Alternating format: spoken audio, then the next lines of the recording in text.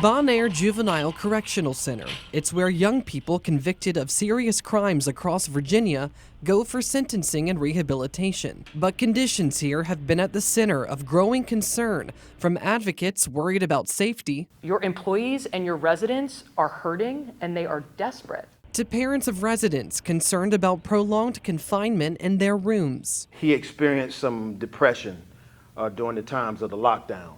And now we've obtained this spring 2024 Culture and Safety Assessment, which was done by independent criminal justice consultants, and it painted a troubling picture of the operations at Bonaire, the main culprit being critically low staffing levels. While the Department of Juvenile Justice will not disclose its number of vacancies, the report says that a shortage of frontline security staff has caused exhaustion, excessive overtime, mandated drafts, the inability to effectively perform duties, insufficient supervision, and fewer workers to respond to emergencies. The constraints led most staff to report that they did not feel safe, and some have had to rely on the juveniles for a line of defense against other residents who may have ill intent. Workers also said that they were retaliated against for reporting issues and bullied by management. For the residents, consultants said that one of the most significant themes from their on-site visit was the abundant lack of meaningful engagement for the youth and limited to zero time off the unit. The assessment found a majority of programming was paused and forms of entertainment were removed from housing units.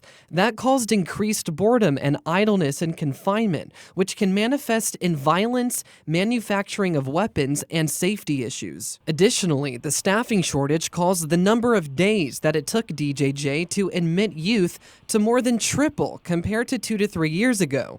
So that means juveniles could serve a 3 to 4 month longer sentence through no fault of their own. Many of these challenges reflect the concerns voiced by advocates in recent months. This is the moment where we must all decide to commit to addressing the issues that staff and residents are both outlining. DJJ initially agreed to an interview to discuss the report, but canceled. In written statements, the agency said the assessment happened as Bonaire transitioned into new leadership, so officials were already aware of the highlighted problems and working to address them. However, DJJ does acknowledge that staffing remains the most obvious and overriding concern, which has a direct impact on day-to-day operations.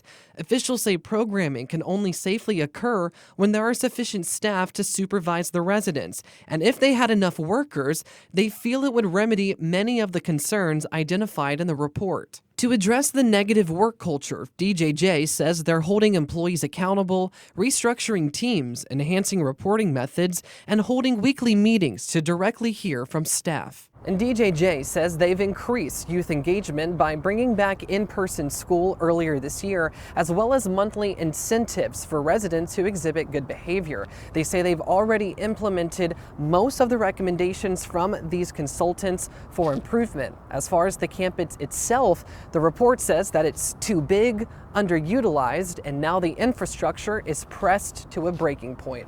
In Richmond, I'm Tyler Lane, CBS 6 News.